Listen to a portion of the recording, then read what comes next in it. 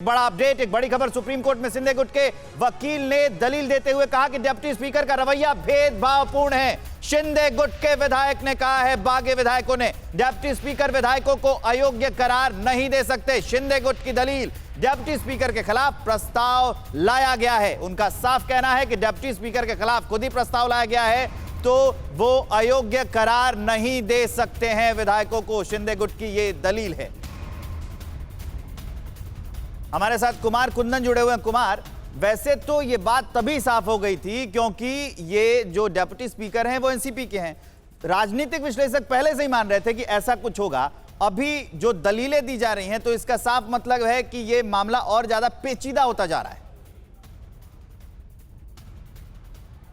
देखिए, दो बातें बहुत स्पष्ट है। सबसे पहली बात यह है कि जो टाइम फैक्टर है, जिसको कहते हैं एक तरह से क्रोनोलॉजी देखें कि कितने तारीख को मतलब विधायकों को नोटिस जारी किया गया और कितने तारीख को विधायकों ने स्पीकर के खिलाफ, डिप्टी स्पीकर के खिलाफ जो है वो नोटिस जारी किया था। अगर आप टाइम लाइन के हिसाब से देखें तो 21 तारीख को जो है सबसे पहले विधायकों की ओर से जो है हटाने के लिए जो है एकनाथ शिंदे ने कहा कि 21 जून को जो है 34 विधायकों ने डिप्टी स्पीकर को हटाने के लिए रेजोल्यूशन दिया था।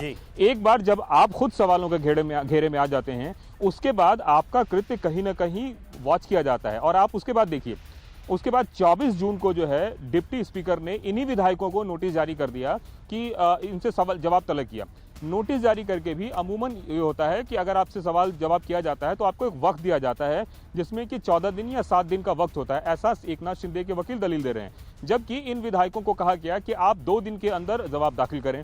तो ये जो सारी प्रक्रिया है यह कोर्ट में इसलिए बताई जा रही है कि किस तरीके से डिप्टी स्पीकर का जो रवैया था वो पहले तो पक्षपातपूर्ण था, और दूसरी बात कि उनको इस तरह का कदम उठाने का कोई अधिकार तब नहीं है जब लगभग 35 के आसपास विधायक पहले ही 21 जून को उनके खिलाफ रेजोल्यूशन दायर कर चुके हैं।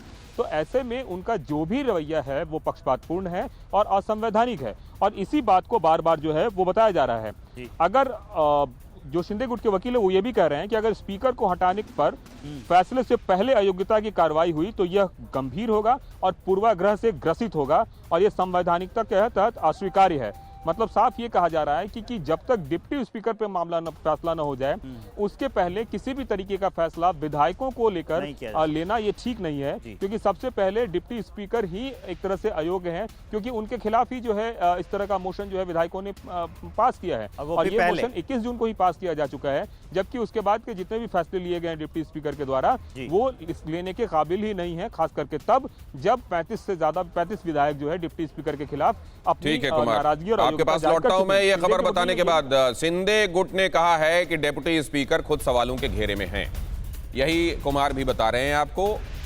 ये कहा गया है उनके वकील मिस्टर कॉल की तरफ से, अयोग्यता के फैसले पर सभी का समर्थन होना चाहिए। सुप्रीम कोर्ट से कुमार कुंदन आपको इस बारे में पहले ही जानकारी दे रहे हैं कि इसमें ये बात स्थापित करने की कोशिश की जा रही है कि डेप्यूटी स्पीकर का यहाँ जो व्यवहार है वो विधि सम्मत नहीं है।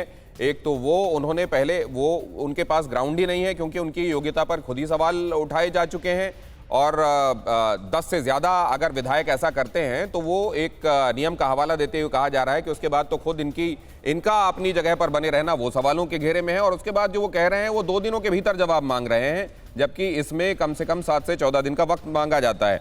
और क्या अहम बातें कही जा रही हैं और क्या वाकई ये जो दलीलें दी जा रही हैं ये एक सॉलिड ग्राउंड बना रही हैं डेप्यूटी स्पीकर के अगेंस्ट? कुमार,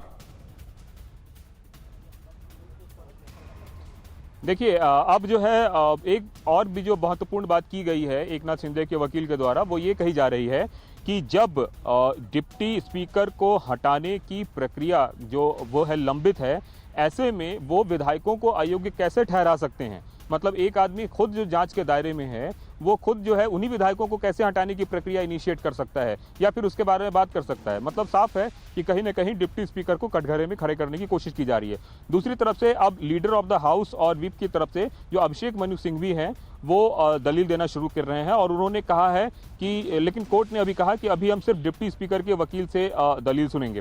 तो मुझे लगता है कि जो प्रोसीडिंग्स है वो चल रही है, इसमें 3 तरह के जो है, एक तरफ से अभिषेक मनु सिंघवी हैं, दूसरी तरफ से कॉल हैं, और अभी कॉल की दलील चल रही है। और जब अभिषेक मनु सिंघवी की जब दलील देने की बात आई तो कोर्ट ने कहा कि अभी हम सिर्फ डिप्टी स्पीकर के वकील से दलील सुनेंगे, आपकी दलील जो leader of the house on whip chief whip की तरफ से दलील है उसको हम बाद में सुनेंगे। तो कोर्ट की प्रक्रिया में अभी एकनाथ शिंदे के वकील एक तरह से जो पूरी बात है वो कह चुके हैं, और अब आगे की कार्रवाई जैसे शुरू होगी हम दर्शकों को तो बताएंगे। लेकिन ये बहुत इंटरेस्टिंग है क्योंकि जिस तरह से शिंदे के वकील अपनी बात रख रहे हैं कोर्ट में, वो ये कह रहे हैं कि जिन विधायकों को अयोग्य साबित करने की कोशिश की जा रही है जिस शख्स के द्वारा, वो खुद शख्स अयोग्य है क्योंकि वो उस पद की गरिमा को नहीं समझ रहा है जिसके खिलाफ 21 जून को ही विधायकों ने नोटिस जारी कर दी थी। और इन विधायकों की संख्या 1-2 नहीं बल्कि 35 है। 35 एक बड़ी संख्या है और ये रेजोल्यूशन के तहत सही है। ऐसे में पहले उन पर कार्रवाई होनी चाहिए, न कि इन विधायकों को जो अयोग्य ठहराने के लिए जो प्रक्रिया है उस प्रक्रिया के तहत नोटिस और सब कुछ वो कर रहे हैं। तो ये जो पूरी प्रक्रिया है, इस प्रक्रिया पे बहस चल रही है और सुप्रीम कोर्ट की तरफ से, सुप्रीम कोर्ट में वकीलों की बहस जारी है।